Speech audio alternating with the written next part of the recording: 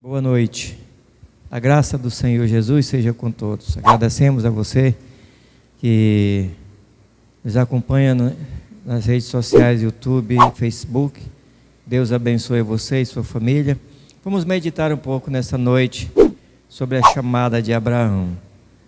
Apenas uma meditação, os propósitos de Deus em ter chamado Abraão.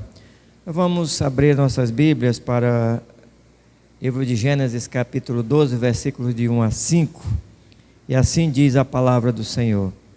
Ora, disse o Senhor a Abraão: sai da tua terra, da tua parentela e da casa de teu pai, e vai para a terra que te mostrarei. De ti farei uma grande nação, te abençoarei e te engrandecerei o nome. Se tu uma bênção, abençoarei os que te abençoarem, e amaldiçoarei os que te amaldiçoarem. Em ti serão benditas todas as famílias da terra. Partiu, pois, Abrão, como lhe ordenara o Senhor, e Ló foi com ele. Tinha Abrão 75 anos quando saiu de Harã. Levou Abrão consigo a Sarai, sua mulher, e a Ló, filho de seu irmão, e todos os bens que havia adquirido, e as pessoas que lhe acresceram em Harã. Partiram para a terra de Canaã e lá chegaram. Pai, tua palavra foi lida, te agradecemos e pedimos a tua graça e o Senhor nos abençoar nessa noite e transmitirmos a tua palavra, a tua mensagem. Abre nosso entendimento, dá-nos sabedoria, compreensão da tua palavra, e abre, Pai, o coração dos que estão ouvindo a tua palavra, que possam entendê-la e aplicá-la em suas vidas, e aqueles que ainda não tiveram um encontro real contigo possam, Pai, nessa noite eles ter esse encontro real, de maneira que glorifique o teu nome. Te pedimos essa graça em nome de Jesus, teu amado Filho. Amém. Deus escolhe Abraão. Deus escolhe Abraão. O propósito de Deus de escolher Abraão, qual foi? Bem, foi para criar o povo do qual viria o libertador, viria o Messias prometido. Então, da descendência de Abraão, viria o libertador, que é Jesus Cristo. Então, é a razão porque Deus então cria, ele chama Abraão, e ele diz a Abraão isto, o chamado dele, nós vimos aqui no capítulo 12, versículo de 1 a 5, ele explicando e dizendo aqui o que seria Abraão ou a sua descendência. Mas nós temos que, quando olhamos no Velho Testamento, nós vamos ver a maldição de Noé sobre Cão, né, seu filho, quando ele viu a nudez de Noé. Bem, mas aí nós temos Nirode, que era descendente de Cão. Nirode era descendente de Cão. Ele foi posto como líder da sociedade, ou seja, foi posto como líder do local onde ele vivia, digamos, daquela sociedade que viveu depois do dilúvio, que se formou após o dilúvio, era dos descendentes de Noé. Então, ele foi aclamado, chamado de Deus, né? Um Deus. Foi para aquela população, ele era como se fosse um Deus, chamado de Marduk, né? de Merodach ou Marduk, Merodach ou Marduk. Ele foi chamado, teve esse nome, para ele era considerado como um Deus. Então, veja bem aqui, como é que o homem vai caminhando sem Cristo. A capital desse império, do império de Nirode, era chamada de Bel, né? Bel, e ela foi construída na região de Sinai, Então, Babel é Babilônia, chamada por Deus de prostituta e mãe das imoralidades e das abominações religiosas. Bel é a Babilônia. Você vai encontrar no livro de Apocalipse Deus chamando aqui Babilônia, a mãe das prostitutas religiosas, e de toda a imoralidade e abominações religiosas que você possa imaginar, todo tipo de abominação religiosa, você saiba que veio da Babilônia, dessa Babilônia aqui que a Bíblia está chamando de prostituição, a mãe das prostitutas, aqui significando na área religiosa que traz ensinamentos antibíblicos, ensinamentos que não são das Sagradas Escrituras, de onde saíram todos os outros deuses que você imagina pelo mundo afora, também de todo tipo de moralidade que você imaginar, todo tipo de moralidade, imagine, saiu também da Babilônia, que a Bíblia chama, que Deus assim, Ele chama. Então, mas nessa época também houve uma rebelião, né? Então, essa rebelião, ela iniciou-se em Bel, ou Babel, né? Que significa portal da confusão, que é Babilônia. Mas lá, então, houve essa rebelião contra Deus. E qual foi o resultado, então, dessa rebeldia? O que eles queriam? Eles queriam chegar até o céu, né? Porque houve o dilúvio, então o pensamento seria, então, se construísse uma torre bem alta, onde pudesse chegar até o céu, talvez esse fosse o pensamento deles, então lá não chegaria o dilúvio, ou chegar até a presença de Deus, onde Deus morava. Certo de que esse pensamento humano deu errado.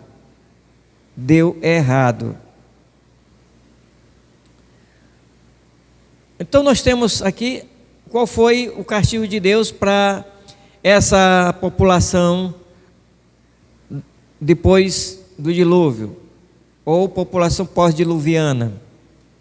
Foi que Deus confundiu o idioma, era apenas um só idioma, então todos eles falavam como falavam a mesma língua, então eles fizeram seus planos, traçaram seus planos e começaram então a construir uma torre.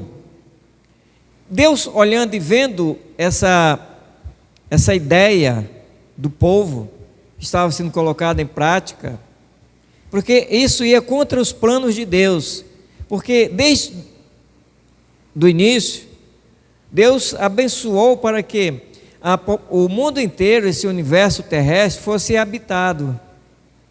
E esse plano era contra, então, o plano do Senhor. E Deus então confundiu as línguas e eles ficaram então perturbados, ou seja, houve uma confusão terrível lá em Bel, ou Babel, e aconteceu isso o quê? Ninguém se entendia mais, então começaram a se espalhar, tiveram que se espalhar, porque esse era o plano de Deus para ser atingido, Ele tinha feito, e o homem nenhum consegue frustrar os planos de Deus, homem nenhum consegue impedir que Deus, Ele conclua o seu plano, ou os planos que Ele tem feito. Então, Ele espalhou pela terra e eles não puderam mais dar continuidade ao seu erro. Noé, ele morreu, estava com 950 anos quando ele viveu, mas ainda ele foi contemporâneo de Abraão, viveu mais ou menos 60 anos, né, com Abraão. Isso ele deve ter falado a Abraão sobre esta torre e também o dilúvio, que eles conversaram. Noé deve ter conversado com Abraão sobre tudo o que havia acontecido. Então isso é muito importante. Abraão teve esse conhecimento que foi passado de Noé para ele. Agora, da descendência de Sem veio da descendência de Noé. Então, da descendência de Sem, Deus escolheu Abraão e salvou esse homem. Então, Deus escolhe Abraão, um homem pagão, um homem de 75 anos de idade, não era do povo de Deus, não pertencia a Deus, pertencia a uma cidade idólatra, mas Deus salva esse homem com 75 anos de idade Deus chamou Abraão. Foi Abraão que veio, da descendência de Abraão, que veio o libertador, Jeová. Jeová é o Jesus antes da encarnação. Então, quando olhamos nas Sagradas Escrituras, nós vamos ver a descendência de Jesus Cristo, né? Se você olhar lá no livro de Mateus, no livro de Lucas, vai olhando aqui a genealogia de Jesus, então você vai conhecer e ver que ele veio daqui de Abraão. Começa e vai falando e falando até chegar a Jesus Cristo. Então é muito importante nós conhecermos. Por isto, Deus chama Abraão, porque Abraão, ele se tornou o pai da nação israelita. Ele foi o primeiro patriarca da nação israelita. Abraão foi de onde veio, descendeu, ou seja, saiu a nação israelita. Então, Jeová é o mesmo Jesus, esse Jesus prometido, Jesus que foi encarnado, esse Jesus que veio a esse mundo e ele morreu e ressuscitou para nos salvar. É Deus, homem, é o Jesus Deus. Então, Cristo é este libertador. No Evangelho de Lucas, nós temos Lucas 14, 26, vamos dar uma olhadinha aqui rapidamente. Evangelho de Lucas, capítulo 14 e o versículo 20, deixa eu ver aqui, cadê aqui? Lucas 14, 26, diz assim a palavra do Senhor. Lucas 14, 26, fala assim, ó: se alguém vem a mim e não aborrecer a seu pai, e mãe, e mulher, e filhos, e irmãos, e irmãs, e ainda a sua própria vida, não pode ser meu discípulo. Então, Jesus Cristo, ele veio para ser esse libertador. Por isso ele chama, ele diz, se alguém não vier a mim, e o que ele diz é, e não aborrecer seu pai e mãe.